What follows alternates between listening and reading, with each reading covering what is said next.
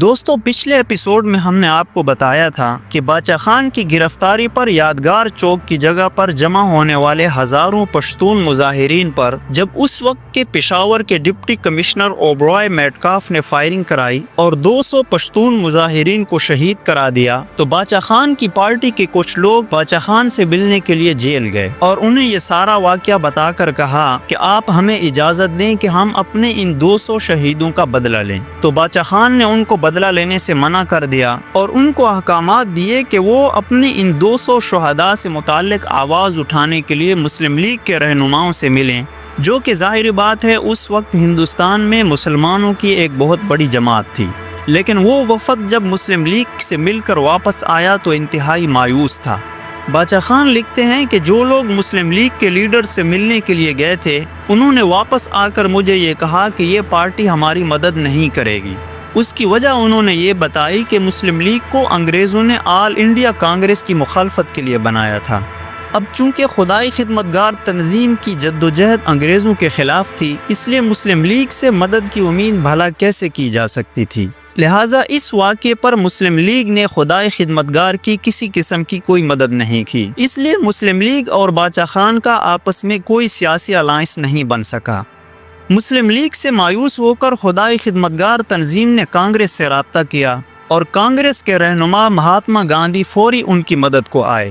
اس کی وجہ یہ تھی کہ خدائی خدمتگار بھی کانگریس کی طرح نان وائلنس کے فلسفے پر چل رہی تھی۔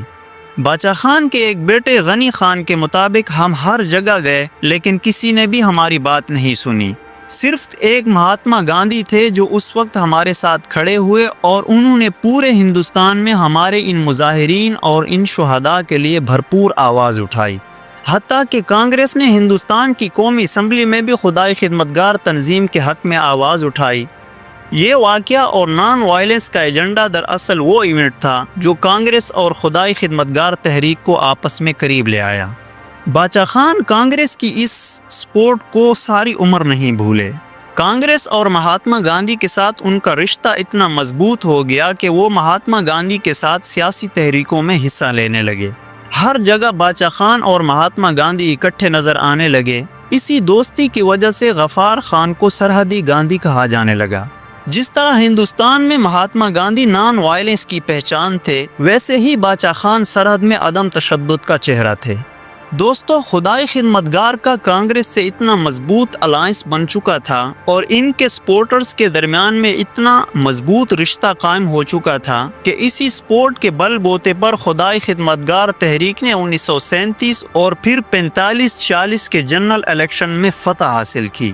دونوں بار باچا خان کے بڑے بھائی عبدالجبار خان صوبہ سرحد کے وزیر اعلیٰ بنے اور مسلم لیگ کو دونوں مرتبہ اس صوبے میں شکست کا سامنا کرنا پڑا۔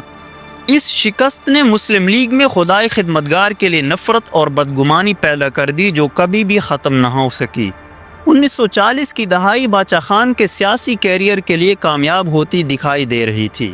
ہندوستان تیزی سے آزادی کی طرف بڑھ رہا تھا اور اس جدوجہد کے دوران باچا خان کئی مرتبہ جیل گئے۔ انہوں نے برٹش انڈیا میں تقریباً 14 سال سے زیادہ عرصہ جیلوں میں گزارا، لیکن ہر بار رہا ہو کر اپنی جدوجہد اسی طرح جاری رکھی۔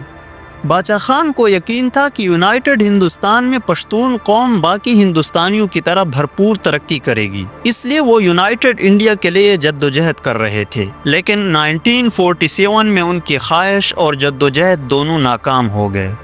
کانگریس کے رہنما پنڈت جواہر لال نہرو نے ہندوستان کی تقسیم کا فارمولہ قبول کر لیا تھا۔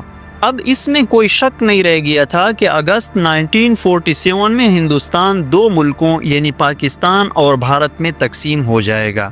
اس میں باچا خان کو پریشانی یہ تھی کہ اگر یہ تقسیم ہو گئی تو صوبہ سرحد کہاں جائے گا۔ 3 جون 1947 کو تقسیم کا منصوبہ فائنل ہونا تھا۔ اس سے پہلے کانگریس کی ورکنگ کمیٹی کا اجلاس ہوا جس میں باچا خان بھی شریک تھے اور یہ دیکھ کر انہیں شدید مایوسی ہوئی کہ ان کے دوست اور ساتھی مہاتما گاندھی نے بھی ہندوستان کی تقسیم قبول کر لی تھی۔ ورکنگ کمیٹی کے اجلاس میں ایک اہم بات یہ ہوئی تھی کہ ان کے صوبے یعنی صوبہ سرحد میں ریفرنڈم کرانے کی منظوری دے دی گئی۔ اس ریفرنڈم میں پشتونوں نے فیصلہ کرنا تھا کہ وہ پاکستان کے ساتھ شامل ہوں گے یا بھارت کے ساتھ۔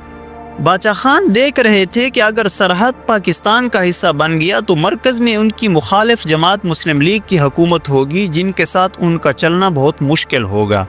باچا خان نے اپنی آٹو بایوگرافی میں لکھا ہے کہ انہوں نے کانگریس کے لوگوں سے کہا کہ اگر تم نے خدائی خدمتگار کو بھیڑیوں کے حوالے کر دیا تو یہ صوبے سے غداری ہوگی۔ اس سے ظاہر ہوتا ہے کہ باچا خان سرحد کو پاکستان کا حصہ نہیں بنانا چاہتے تھے، اس لیے وہ سرحد میں ریفرنڈم کے بہت سخت خلاف تھے۔ وہ صوبہ سرحد واپس آئے اور ایک قبائلی جرگہ بلایا۔ یہ جرگہ 21 جون 1947 کو بنو میں منعقد ہوا۔ اس میں ایک قرارداد منظور کی گئی جسے بنو ریزولوشن کے نام سے یاد کیا جاتا ہے۔ اس قرارداد میں انگریزوں سے مطالبہ کیا گیا تھا کہ اگر ریفرنڈم کرانا ہی ہے تو پشتونوں کو پاکستان اور بھارت کی چوائس کے ساتھ ایک تیسری آپشن بھی دی جائے، یعنی آزاد پشتونستان کی آپشن۔ یعنی پشتونوں کو اس چیز کا اختیار ہوگا کہ وہ پاکستان یا بھارت کے ساتھ شامل ہوں یا پھر ایک آزاد پشتونستان بنائیں۔ لیکن انگریزوں نے بنو ریزولوشن کو مکمل طور پر مسترد کر دیا، جس پر باچا خان بہت غصہ ہو گئے اور انہوں نے ان 2 آپشن والے ریفرنڈم کا بائیکاٹ کر دیا۔ اسی دوران باچا خان کو گرفتار کر لیا گیا اور پھر ریفرنڈم ہوا جس میں 99.2% پشتونوں نے پاکستان میں شامل ہونے کا فیصلہ کر لیا۔ یوں صوبہ سرحد یعنی آج کا خیبر پختونخوا پاکستان کا حصہ بن گیا۔ پاکستان بننے کے بعد باچا خان اور ان کی خدائی خدمتگار تحریک پر خطرے کے بادل منڈلانے لگے۔ مسلم لیگ کے بہت سے لوگ تقسیم سے پہلے کی سیاسی دشمنی کو نہیں بھولے تھے، اس لیے وہ قیام پاکستان کے بعد خدائی خدمتگار سے پرانے حساب کتاب کو چکتا کرنا چاہتے تھے۔ قیام پاکستان کے صرف 8 دن کے بعد قائد اعظم نے وزیر اعلیٰ سرحد عبدالجبار خان یعنی ڈاکٹر صاحب کو برطرف کر دیا۔ اس کی وجہ یہ تھی کہ انہوں نے 15 اگست کو کراچی میں قومی پرچم لہرانے کی تقریب میں شرکت نہ کر کے اپنی وفاداری کو مشکوک کر دیا تھا۔ ڈاکٹر صاحب کی جگہ عبدالقیوم خان کو صوبے کا وزیر اعلیٰ بنایا گیا، جو خدائی خدمتگاروں کے بدترین دشمن تھے۔ یہاں سے انتقامی کارروائیوں کا نہ ختم ہونے والا سلسلہ شروع ہو گیا۔ اس کے بعد باچا خان اور قائد اعظم کی ایک میٹنگ ہوئی اور ظاہر ہے کہ میٹنگ بہت اچھی رہی، کیونکہ اس میٹنگ کے بعد 23 فروری 1948 کو باچا خان نے کراچی میں دستور ساز اسمبلی کے رکن کی حیثیت سے پاکستان سے وفاداری کا حلف اٹھا لیا، یعنی پاکستان کو تسلیم کر لیا، اور اس کے ساتھ ان کے بھائی عبدالجبار خان نے بھی پاکستان کو تسلیم کر لیا۔ اس ملاقات کے بعد ایک انٹرویو میں باچا خان نے کہا کہ قائد اعظم میری صاف گوئی سے بہت مطمئن تھے، انہوں نے مجھے گلے لگایا اور محبت سے رخصت کیا۔ قائد اعظم نے اپریل میں پشاور آنے پر خدائی خدمتگار کے دفتر آنے کا بھی وعدہ کیا، لیکن یہ بات سیاسی مخالفین یا اس وقت کی اسٹیبلشمنٹ کو برداشت نہ ہوئی۔ عبدالقیوم خان جو اس وقت سرحد کے وزیر اعلیٰ تھے، اس نے قائد اعظم کو خبردار کیا کہ اگر وہ خدائی خدمتگار کے دفتر جائیں گے تو یہ ان کے لیے بہت خطرناک ہوگا، کیونکہ وہاں پر ان کے قتل کا منصوبہ بنایا گیا ہے۔ نتیجہ یہ نکلا کہ قائد اعظم نے خدائی خدمتگار کے دفتر جانے کا ارادہ ترک کر دیا۔ اس طرح دوبارہ غلط فہمیوں کی ایک دیوار کھڑی ہو گئی۔ پاکستان بننے کے بعد بھی یہاں بہت سے قوانین انگریزوں کے بنائے ہوئے لاگو کیے گئے۔ باچا خان نے ان کے خلاف سیاسی جدوجہد کا آغاز کر دیا۔ وہ چاہتے تھے کہ اگر پاکستان آزاد ہو گیا ہے تو اس کے قوانین بھی آزاد ہونے چاہیے۔ اس پاداش میں 15 جون 1948 کو باچا خان کو کوہاٹ سے گرفتار کر لیا گیا اور انہیں سرحد کی کسی جیل میں رکھنے کے بجائے پنجاب کی جیل میں منتقل کر دیا گیا تاکہ عوامی رد عمل سے بچا جا سکے۔ 4 جولائی 1948 کو خدائی خدمتگار تحریک پر پابندی لگا دی گئی۔ باچا خان کا 7 روزہ پختون بھی بند کر دیا گیا اور سرخ پوشوں کی پکڑ دکڑ شروع ہو گئی۔ اس کے خلاف 12 اگست 1948 کو یعنی پاکستان کے پہلے یوم آزادی سے صرف 2 دن پہلے چارسدہ کے گاؤں بابڑا میں ہزاروں مظاہرین اکٹھے ہو گئے اور ان مظاہرین پر سرحد کے وزیر اعلیٰ عبدالقیوم خان نے پولیس اور فرنٹیئر کے ذریعے فائرنگ کرا دی۔ کئی لوگ دریائے کابل میں چھلانگ لگا کر بچنے کی کوشش میں ڈوب گئے۔ حکومت نے کہا کہ صرف 25 افراد جان بحق ہوئے، لیکن خدائی خدمتگار تحریک کا دعویٰ تھا کہ 600 سے زائد شہید اور 1500 سے زائد زخمی ہوئے۔ عبدالقیوم خان جو مسلم لیگ کے وزیر اعلیٰ تھے، اس نے اس فائرنگ کو سبق سکھانا قرار دیا اور کہا کہ یہ حکومت مسلم لیگ کی ہے، انگریزوں کی نہیں، اور اس حکومت کا نام عبدالقیوم خان ہے۔ یہ سانحہ پاکستان کی پہلی سالگرہ سے صرف 2 دن پہلے پیش آیا، لیکن وفاقی حکومت نے اس پر کوئی کارروائی نہیں کی۔ عدالتی تحقیقات کا مطالبہ بھی مسترد کر دیا۔ 1950 میں باچا خان کو اچھے رویے کا سرٹیفکیٹ دینے کا کہا گیا، یعنی حکومت کے خلاف کسی قسم کی بھی تحریک نہ چلانے کا وعدہ، لیکن انہوں نے یہ کرنے سے انکار کر دیا، اور پھر انہیں FCR یعنی فرنٹیئر کرائمز ریگولیشن، جو کہ برطانوی دور کا بنایا ہوا ایک کالا قانون تھا، اس کے تحت 3 سال کی قید کی سزا سنا دی گئی، اور بعد میں اس کو پھر 5 سال کر دیا گیا۔ 1954 میں رہائی کے بعد 1956 میں انہیں پھر گرفتار کر لیا گیا، کیونکہ انہوں نے 1 یونٹ کے خلاف آواز اٹھائی تھی۔ 1958 میں جنرل ایوب خان نے مارشل لا نافذ کیا، اور باچا خان کو پھر گرفتار کر کے 5 سال سے زائد عرصہ جیلوں میں رکھا گیا۔ 1962 میں امنیسٹی انٹرنیشنل نے انہیں پرزنر آف دا ایئر کا اعزاز دیا۔ 1964 میں انہیں طبی بنیادوں پر رہا کر کے علاج کے لیے لندن بھیجا گیا، لیکن وہ لندن کے بجائے کابل چلے گئے۔ کابل میں افغان حکومت نے انہیں فخر افغان کہہ کر خوش آمدید کہا۔